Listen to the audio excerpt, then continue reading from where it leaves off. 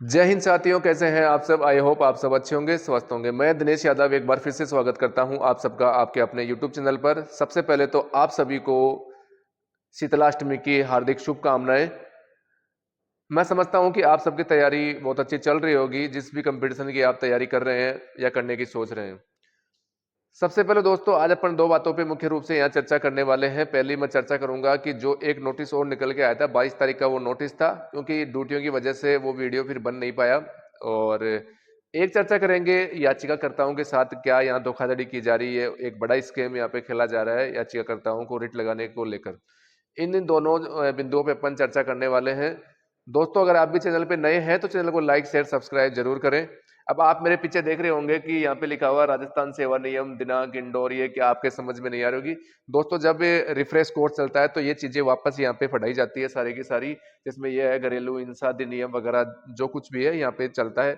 आप पढ़ती आई थी उस टाइम पे ये चीजें जोड़ी गई थी, क्योंकि वो चीजें दोस्तों राजस्थान पुलिस में ये चीजें पढ़ाई जाती है।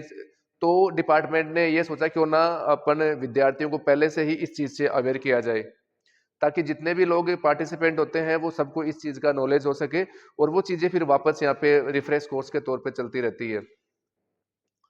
तो अपन मुख्य रूप से यहाँ पे अब चर्चा करते हैं अपने मुख्य बिंदु पे। सबसे पहला बिंदु आपका ये है कि जो एक नोटिस आया था डिपार्टमेंट का, उस टाइम पे जो 96 याचिकाकर्ता थे उनको बाहर किया जा रहा था, कर दिया गया था। जो उदयपुर, जिन्होंने भी उदयपुर से यहाँ पे फॉर्म फिल किया था, वो नोटिस आया था। उस टाइम पे मैंने वीडियो बना के आप सबको बता दिया था। फिर एक नोटिस निकल के आया, वो नोटिस कई साथियों के समझ में नहीं आया। सबने पूछा कि सर ये क्या है, इसके ऊपर डिटेल से आप वीडियो बनाइए और हमें समझाइए। तो आप देख रहे होंगे आपकी स्क्रीन के सामने, जैसा कि आप देख पा रहे हैं, स्मरण पत्र 2 अति आवश्यक, कार्यालय महानिदेशक पुलिस राजस्थान जयपुर, यानी कि ये PHQ का नोटिस है। और यह है पुलिस अधीक्षक जिला बांसवाड़ा और सीकर, पुलिस अधीक्षक आसूचना इंटेलिजेंस और पुलिस दूरसंचार यानी कि वायरलेस, इनको ये लेटर लिखा गया है। कांस्टेबल भर्ती 2023 के अभ्यर्थियों की शारीरिक मापतोल और दक्षता परीक्षा के संबंध में, यानी कि आपसे फिजिकल से रिलेटेड ये नोटिस है। फिर है प्रसंग क्या है इसका, इस कार्यालय के पत्र क्रमांक, जो भी इसमें क्रम संख्या लिखी हुई है, ये डेट है।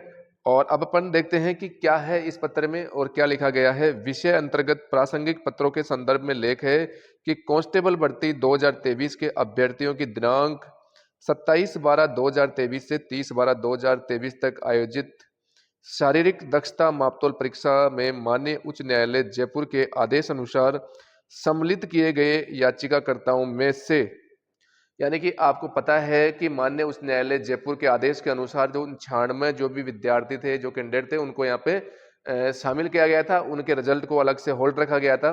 और फिर आगे क्या है, याचिकाकर्ताओं में से PET और PST में सफल रहे याचिकाकर्ताओं को प्रासंगिक पत्र में उल्लेखित तथ्यों के अनुसार, यहाँ पे ये काम की चीज है, इसको गौर से देखना आप, प्रासंगिक पत्र में उल्लेखित तथ्यों के अनुसार आगामी चरण की परीक्षा में सम्मिलित नहीं किया जा रहा है।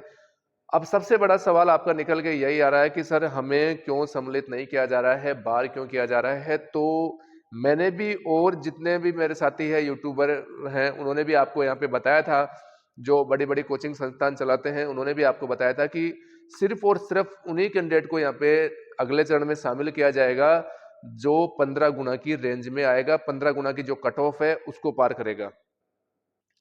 लेकिन वो कहते हैं ना कहीं जो भेड़ चाल चलती है, सब उसमें शामिल हो जाते हैं। और फिर उसमें क्या हुआ कि सबने रिट लगाना शुरू किया यहाँ पे, सर मैं भी रिट लगा दूं क्या, मैं भी रिट लगा दूं क्या।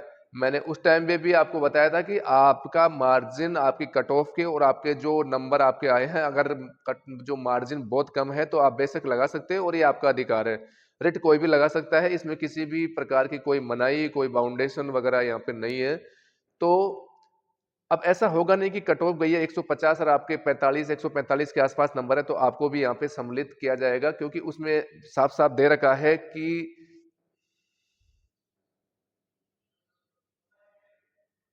इसमें साफ साफ दे रखा है कि पत्र में उल्लेखित तथ्यों के अनुसार। अब वो तथ्य उसमें क्या है, तथ्य वही होगा आपकी कट ऑफ के अनुसार, यानी कि आपको देखा जाएगा कि आप यहाँ पे वेरी कर रहे हैं या नहीं कर रहे हैं।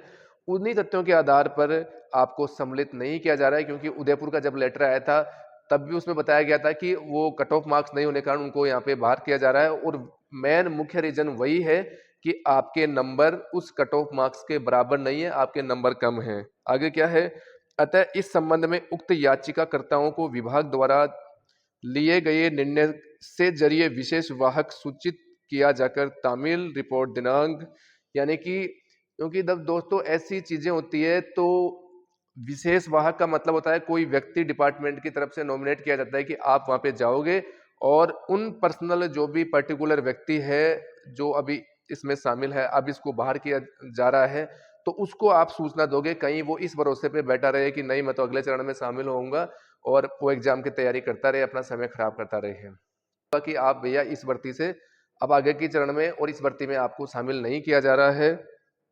रिपोर्ट दिनांक 21/3/2024 तक चाहिए गई थी, जो अभी तक अपेक्षित है, अतः वांछित तामील रिपोर्ट आज ही इस कार्यालय को आवश्यक रूप से भिजवाया जाना सुनिश्चित करें।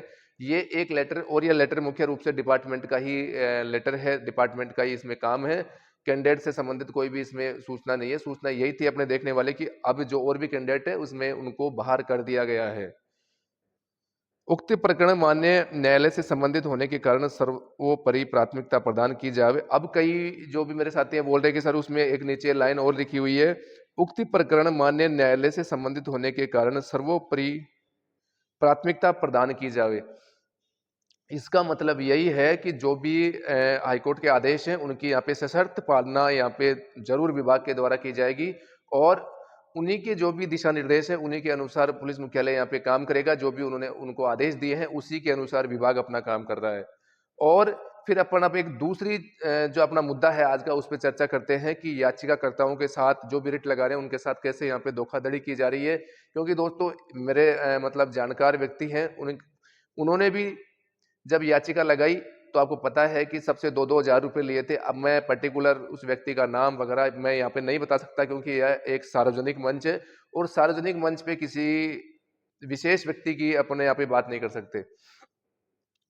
कहने का मतलब यही है कि जब उनको इस बात के लिए इंश्योर किया गया कि केवल और केवल आपसे 2-2 हज़ार रुपए लिए जाएंगे, ठीक है मैं मानता हूं कि अगर आप विद्यार्थी हित में काम कर रहे हैं तो ये अच्छी बात है, कोई तो कम से कम खड़ा है। दूसरी चीज यह है कि जब आपने बात कर ली और तो फिर उनकी तरफ से क्या मैसेज किया जाता है मैं आपको यहाँ पे दिखाने की कोशिश करूंगा। आप देख सकते हैं, आपकी स्क्रीन पे आपको दिख रहा होगा।